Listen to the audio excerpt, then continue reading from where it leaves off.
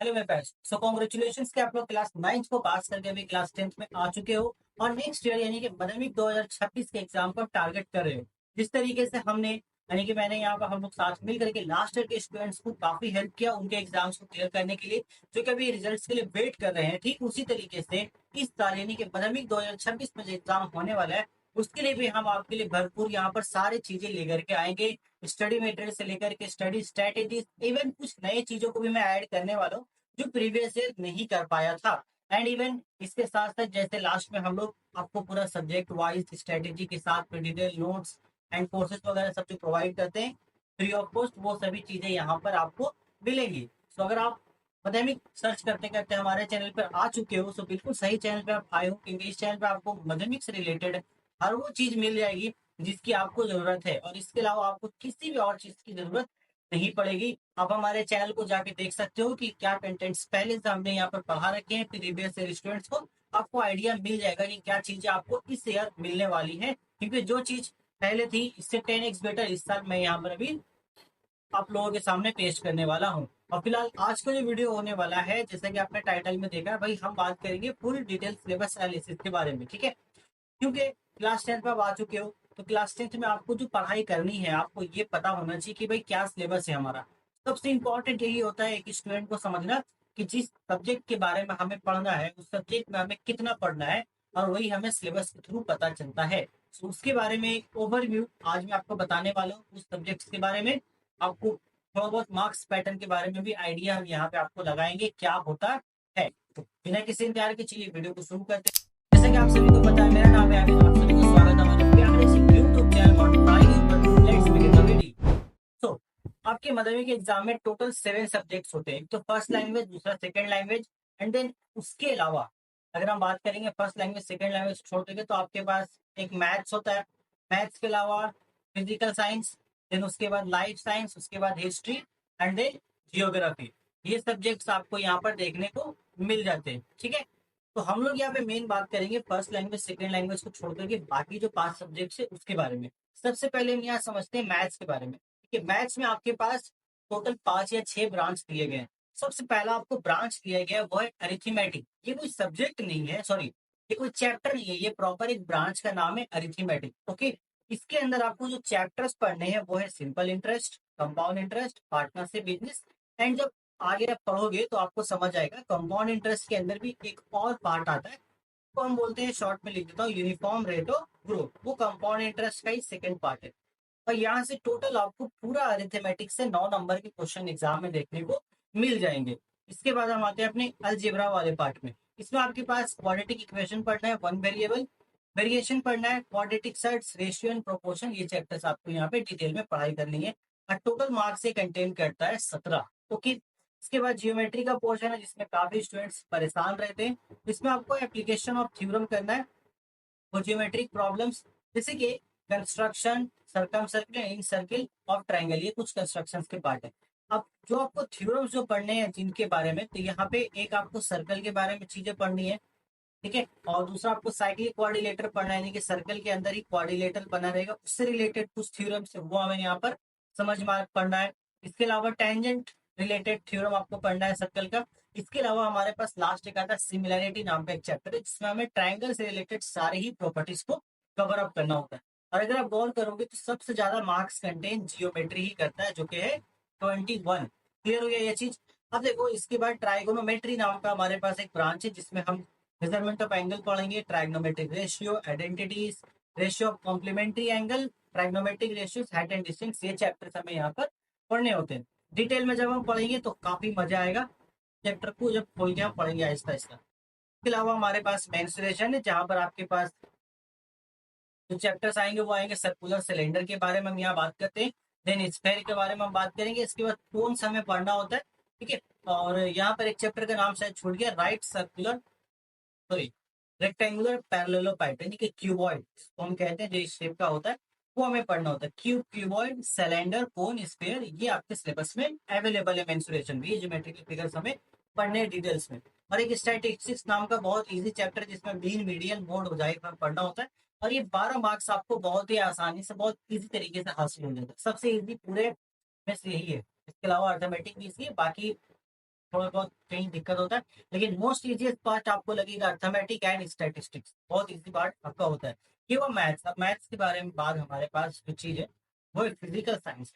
Physical science and environment की हम बात कर ले तो यहाँ पर एक इन्वायरमेंट करके आपको एक चैप्टर दिया गया जिसे कहते हैं कंसर्न्स अबाउट आवर इन्वायरमेंट।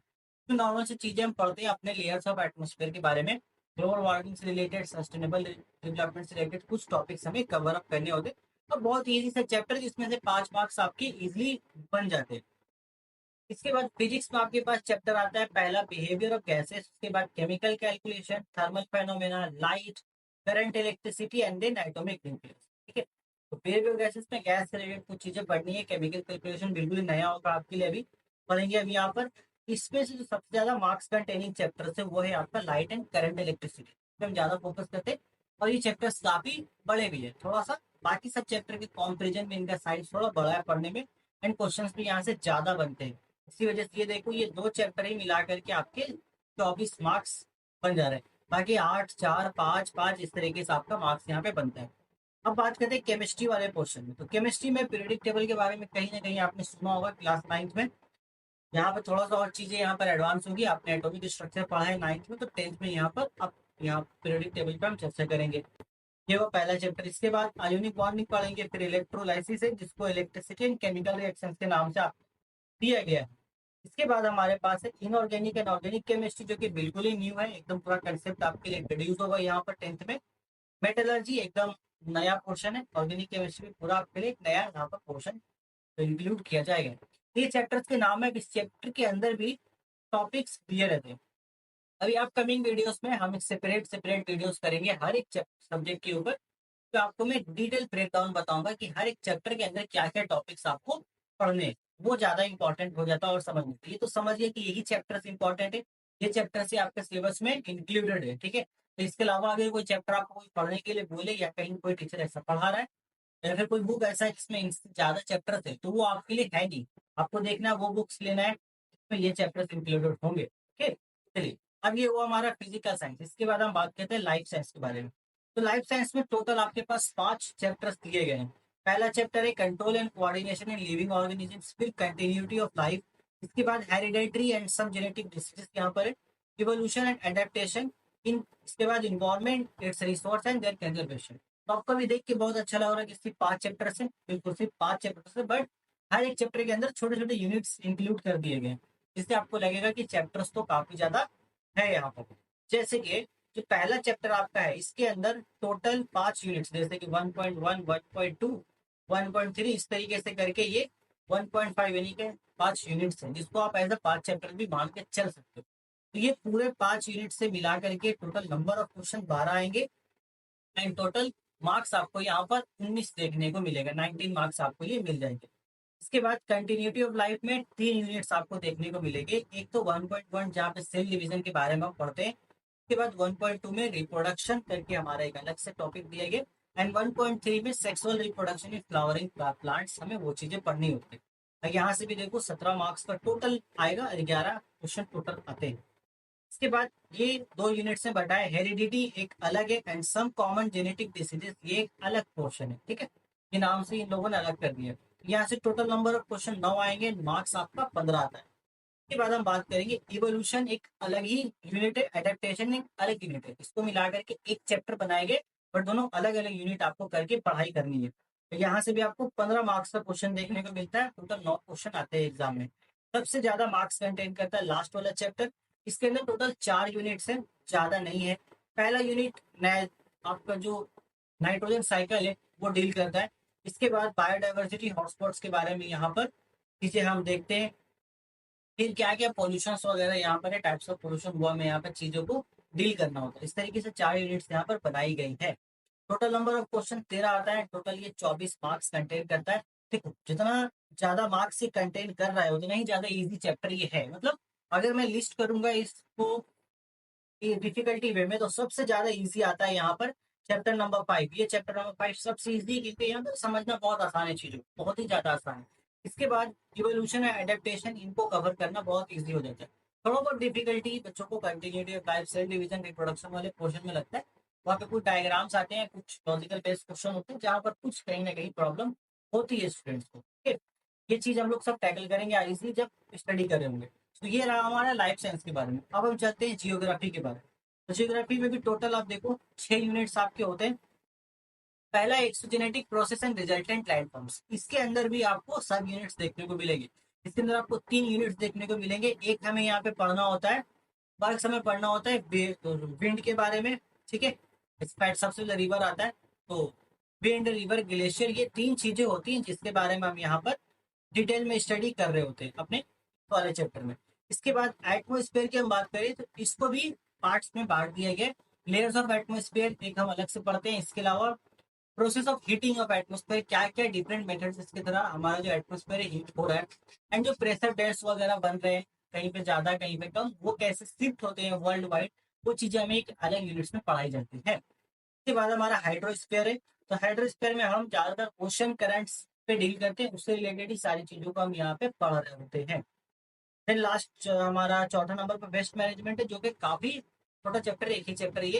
इसमें हम totally waste, types of waste and किस तरीके से जो वेस्ट हमें कितना सारा इकट्ठा हो रहा है उसको मैनेज किया जाए या रिसाइकल करके नई चीजों को बनाया जाए, ये चीजें हम यहाँ पे सीख रहे होते हैं।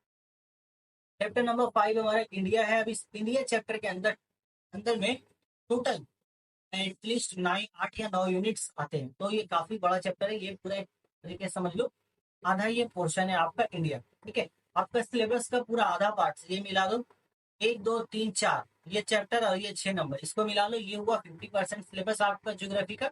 अब बाकी 50% सिलेबस आपका इंडिया वाला पोर्शन डील करता है। इसलिए मार्क्स डिस्ट्रीब्यूशन भी वैसा ही है, आगे हम बताएंगे आपको अगले आने वाले वीडियोस में।